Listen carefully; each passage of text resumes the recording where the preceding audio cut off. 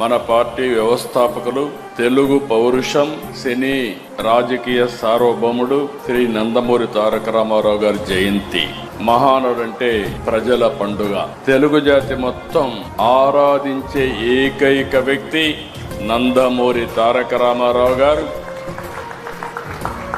చరిత్ర ఉన్నంత వరకు తెలుగు వారి గుండెల్లో శాశ్వతంగా ఉండబోయే వ్యక్తి ఎన్టీఆర్ అని మరొకసారి మీ అందరికి విజ్ఞప్తి చేస్తున్నాను. ఎన్టీఆర్ జయంతి అంటే తెలుగు జాతికే పండుగ రోజు, ప్రతి ఒక్కరూ స్మరించుకునే రోజు. ఒక సాధారణ ప్రభుత్వ ఉద్యోగిగా ప్రారంభించి సినీ చరిత్రలో ఎదగడం, ప్రజల కోసం పార్టీ పెట్టి ముఖ్యమంత్రి కావడం ఆయనకే సాధ్యమైంది.